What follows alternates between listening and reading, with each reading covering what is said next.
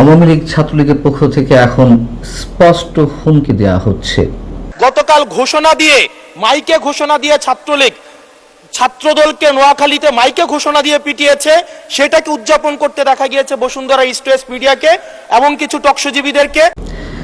ছাত্রলীগের সাধারণ সম্পাদক ভিডিও বার্তায় যা বলেছেন, আওয়ামী লীগের কোনো নেতা তারা অনলাইনে কিংবা ভিডিওর মাধ্যমে যে ধরনের কথা বলছেন তাতে স্পষ্টত এটি বোঝা যাচ্ছে যে দেশের রাজনীতি সহসাই অবশ্যই চরম সহিংসতার দিকে যেতে চলেছে এবং এগুলো যে অনিবার্য পরিণতি সেগুলো আমরা আগে থেকেই আঁচ করতে পারছিলাম। ছাত্রলীগের সাধারণ সম্পাদক ভিডিও বার্তায় কি বলেছেন একটু আপনাদেরকে শোনায়, হয়তো এর মধ্যে অনেকেই জেনেছেন, তারপরে একটু বলি আলোচনার সুবিধার্থে। তিনি বলছেন, যে হাত ছাত্রলীগের নেতা কর্মীদের দিকে ধেয়ে আসছে সেই হাত গুড়িয়ে দেওয়া হবে। প্রকাশ্যেই ঘোষণা দিচ্ছি রাজনৈতিক সমীকরণ বদলে দেব। প্রকাশ্যেই ঘোষণা দিচ্ছি আন্দোলন সংগ্রামের মধ্য দিয়ে যে পরিণতি নিয়ে আসতে হয় সেটি আমরা করব। আমরা বারবার বলছি রাজনীতিটাকে ইনক্লুসিভ করুন, নিষেধাজ্ঞা প্রত্যাহার করুন। স্বাভাবিক রাজনৈতিক প্রক্রিয়ার মাধ্যমে যেভাবে জনগণ রায় দেয়, যেভাবে সিদ্ধান্ত গ্রহণ করা হয় সেভাবে করুন। আজকে দেখছি পুলিশকে লেলিয়ে দেওয়া হচ্ছে, নিজেরা আক্রমণ করছে, যারা আক্রমণ করছে তাদের যা শাস্তি পাওয়ার সময় মতো সব শাস্তি দেওয়া হবে, সেটি আইনানুগভাবে হোক বা রাজনৈতিকভাবে হোক। এবং তিনি ঘোষণা দিয়েছেন যে যদি সরকার সংশোধনের পথে না যায় তাহলে এর মাসুল সরকারকেই দিতে হবে এবং আমরা স্পষ্ট করে বলছি এর শেষ না দেখে আমরা ছাড়ব না। এই হচ্ছে মোটামুটি ছাত্রলীগের সাধারণ সম্পাদকের ভিডিও বার্তার বক্তব্য। এই যে বক্তব্য, তার যে কথা, তার মধ্য দিয়ে স্পষ্ট একটি বার্তা আমরা পাচ্ছি যে আওয়ামী লীগ আর বসে থাকতে চাইছে না, তারা এখন সহিংসতার পথে যাবে যদি তাদের রাজনৈতিক কার্যক্রমের উপর থেকে নিষেধাজ্ঞা প্রত্যাহার করা না হয়। এবং সেটি হওয়ার কথা। যারা মনে করছেন যে সরকার কবে আওয়ামী লীগের রাজনৈতিক কার্যক্রমের উপর থেকে নিষেধাজ্ঞা প্রত্যাহার করবে, তারা সেই দিন পর্যন্ত সুবোধ শিষ্ট বালক বা মানুষের মতন অপেক্ষা করবে, ঠিক চরম ভুল। এই কথাটি আমরা শুরু থেকেই বলে আসছি।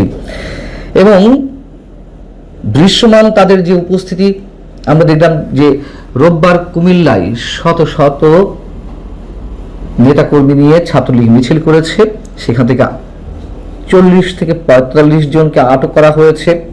এর আগে শনিবার কুমিল্লার একটি আসন থেকে নির্বাচিত সাবেক এমপি আকামা বাহাউদ্দিন ঘোষণা দিয়েছেন একটি অনলাইন বার্তায়, যে তার বক্তব্যটি ছিল এরকম: আজ 6 জুনের পরে যদি আমার কোনো কর্মীর গায়ে হাত তোলা হয় তাহলে আমি কর্মীদের বলবো শুধু মনে মনে তালিকা করে রাখুন, লিস্ট করে রাখুন। আওয়ামী লীগ নেতা কর্মীদের উপর প্রায় 2 বছর ধরে নির্যাতন, হত্যা চালানো হয়েছে। বিএনপি, জামাত এবং এনসিপি নেতাদের উদ্দেশ্যে কোনো ছাড় দেওয়া হবে না, 1 ইঞ্চিও ছাড় দেওয়া হবে না।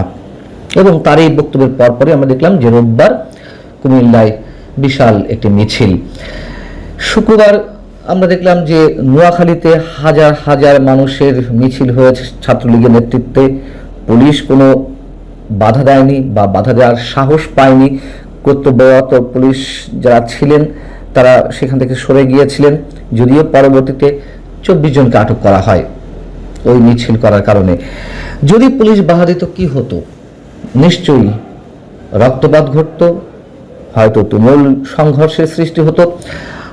সেই সংঘর্ষটিও আমরা খানিকটা দেখেছি যে শনিবার নোয়াখালীতে ছাত্র দল এবং আওয়ামী লীগের নেতাকর্মীদের মধ্যে সংঘর্ষ হয়েছে, আহত হয়েছে 6 জন। এই যে আলামতগুলো দেখা যাচ্ছে, এই আলামতগুলো স্পষ্টতই আমাদের রাজনীতির জন্য, আমাদের সমাজের জন্য, রাষ্ট্রের জন্য, দেশের জন্য, সরকারের জন্য কারোর জন্যই ভালো নয়।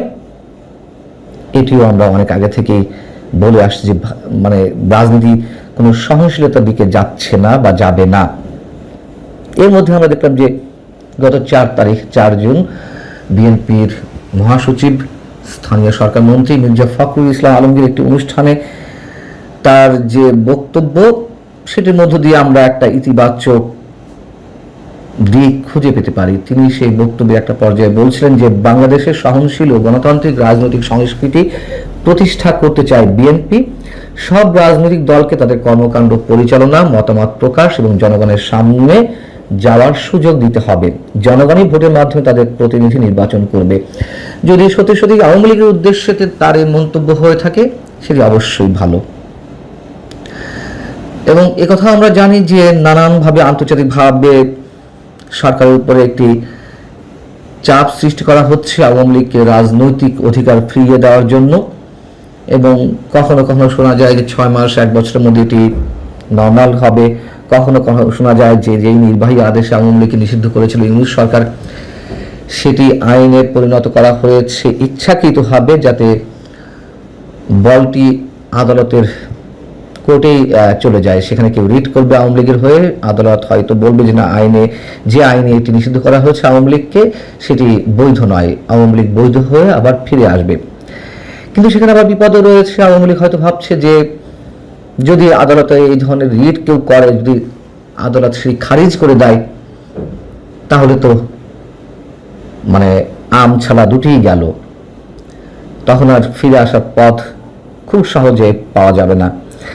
এবং আন্তর্জাতিক অপরাধ ট্রাইব্যুনালে আওয়ামী লীগ এবং তাদের নেতাদের বিচার সম্পন্ন না হওয়া পর্যন্ত আওয়ামী লীগের রাজনৈতিক কার্যক্রম নিষিদ্ধ রাখার যে সিদ্ধান্ত অন্তর্বর্তী সরকার নিয়েছিল, সেই সঙ্গে আরেকটি সিদ্ধান্ত নিয়েছিল যে আন্তর্জাতিক অপরাধ ট্রাইব্যুনাল আইনের সংশোধনী প্রস্তাব, অর্থাৎ যে সংশোধনের মাধ্যমে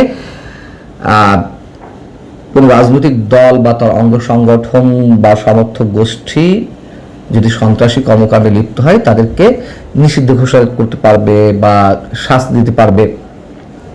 বিষয় হচ্ছে যে তখন থেকেই এই আলোচনাটি উঠেছিল যে কবে আওয়ামী লীগের বিরুদ্ধে রায় ঘোষিত হবে, আওয়ামী লীগের শাস্তি হবে, অথবা আওয়ামী লীগের নেতাকর্মীদের বিচার সম্পন্ন হবে। 8 বছর, 10 বছর, 15 বছর যদি লাগে, সে পর্যন্ত কি আওয়ামী লীগ বসে থাকবে? আওয়ামী লীগকে সে পর্যন্ত ঠেকিয়ে রাখা যাবে? নিশ্চয়ই না। নিশ্চয়ই সেই পর্যন্ত আওয়ামী লীগ বসে থাকবে না, বসে থাকার কথা নয়। বারবার আমরা একথাও বলে আসছি, যারা অপরাধী, 24শে আন্দোলনে যাদের বিরুদ্ধে নানান ধরনের অভিযোগ রয়েছে, হত্যাকাণ্ড থেকে শুরু করে সহিংসতা, যদি কেউ জড়িত থাকে অবশ্যই তার বিচার হোক, শেখ হাসিনা থেকে শুরু করে যে কেউ। কিন্তু রাজনৈতিক কার্যক্রম কেন নিষিদ্ধ রাখতে হবে? এই যে পুলিশ হত্যা হলো, শিশু হত্যা, ছাত্র হত্যা হলো, তাদের সঙ্গে কারা কারা জড়িত? শুধু কি আওয়ামী লীগের নেতাকর্মী বা আওয়ামী লীগের তৎকালীন যে সরকার, সেই সরকারের পুলিশ বাহিনী জড়িত, আইন শৃঙ্খলা রক্ষাকারী বাহিনী জড়িত? বিশেষ একটি গোষ্ঠীকে যখন দায় মুক্তি দেওয়া হলো, তখন তো বোঝাই যায় যে এই হত্যাকাণ্ডের সঙ্গে কারা কারা জড়িত ছিল।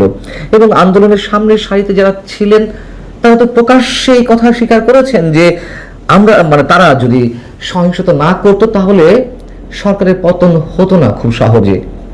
এবং এর মধ্য দিয়ে আরো একটি বিষয় যে স্পষ্ট হয়ে ওঠে যে সেই আন্দোলনটি কোনো ধরনের অধিকার আদায়ের আন্দোলন ছিল না, কোটা বিরোধী আন্দোলন ছিল না, বৈষম্য বিরোধী কোনো আন্দোলন ছিল না। সেটি স্রেফ ছিল সরকার বিরোধী আন্দোলন, স্টেটের পরিকল্পনায়, যুক্তরাষ্ট্রের পরিকল্পনায়। এটা স্পষ্ট, এখানে কোনো লুকোচুরি কিছু নেই। অনেকে এর বিরোধিতা করতে পারেন, কিন্তু নিশ্চয়ই একাংশ মনে করি আমরা যে এটি স্রেফ সরকার পতনের আন্দোলন ছিল।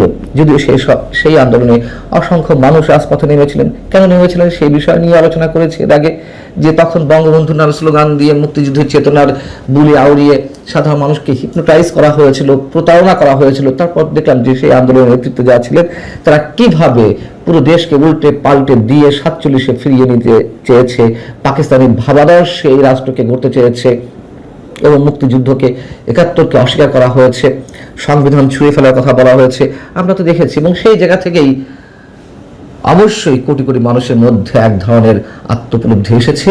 যারা সমর্থন দিয়েছিলেন সেই আন্দোলনকে, সেটি অবশ্যই তারা প্রতারণার শিকার হয়েছে সেটিতে।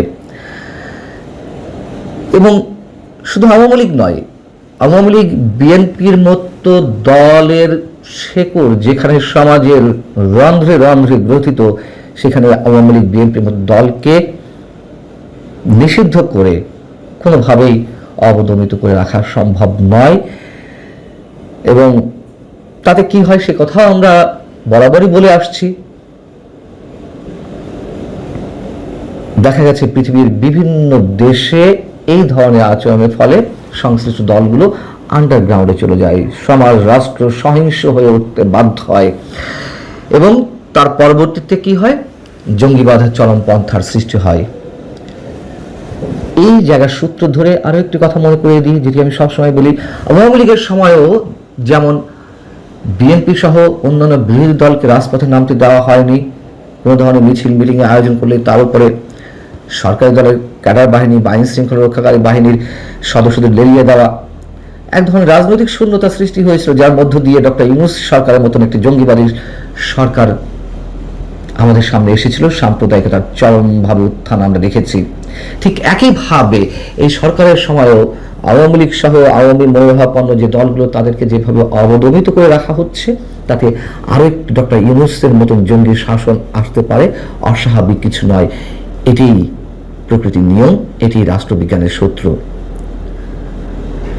এবং ছাত্রলীগের সাধারণ সম্পাদক যে বক্তব্য দিলেন তার সাথে আরো একটি কথা মনে করে দিতে চাই, তারা যদি সুস্থ রাজনৈতিক সংস্কৃতির জন্য তাদের রাজনৈতিক অধিকার ফিরিয়ে দেওয়ার দাবি করে রাখে, এটি যেন কথার কথা না হয়, মানে কথার জন্য শুধু না হয়।